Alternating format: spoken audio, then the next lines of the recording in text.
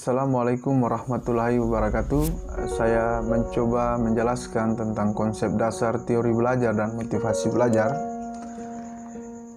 Yang perlu kita ketahui bahwa teori belajar merupakan akibat adanya interaksi antara stimulus dan respon.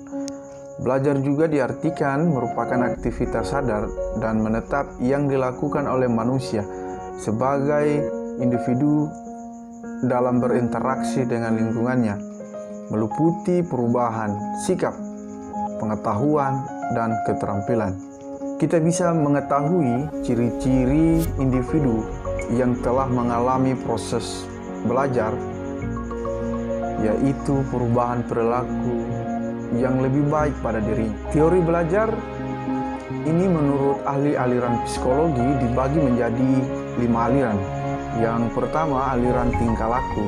Aliran tingkah laku ini lebih menekankan pada hasil dari proses belajar. Artinya, tingkah laku ini lebih pada output dari proses pembelajaran.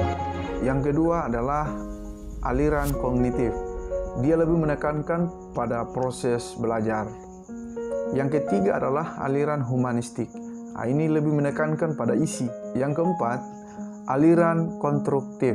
Ini dia lebih menekankan pada konsep baru didasarkan atas pengetahuan awal yang dimilikinya.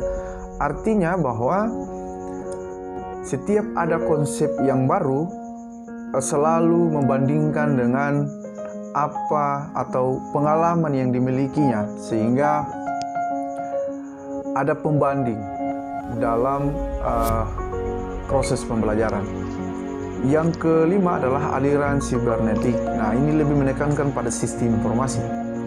Pembelajaran juga merupakan proses interaksi, karena ada interaksi di sana sehingga peserta didik, pendidik harus terjadi proses interaksi. Yang terpenting adalah interaksi dengan suatu lingkungan. Motivasi adalah sebuah dorongan, hasrat, ataupun minat yang begitu besar di dalam diri untuk mencapai suatu keinginan, cita-cita, dan tujuan tertentu.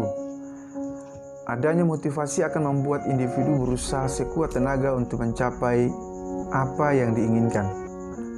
Fungsi motivasi dalam belajar yang pertama sebagai pendorong untuk berbuat sesuatu dari setiap aktivitas yang dilakukan. Kedua, penentu arah pembuatan, yakni ke arah tujuan yang ingin dicapai. Yang ketiga, menyeleksi perbuatan.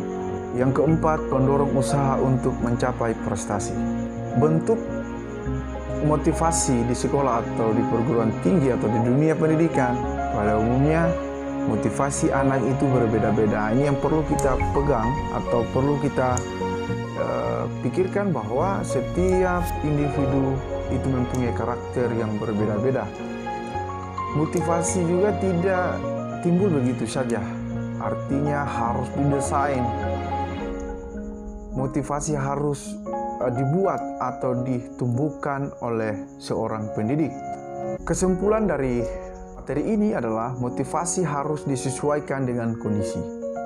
Artinya perlu kita memahami situasi atau lingkungan seperti apa, karena tidak semua motivasi itu berdampak positif. Jadi disesuaikan dengan lingkungan yang baik, maka insya Allah motivasi akan berdampak positif bagi pembelajaran.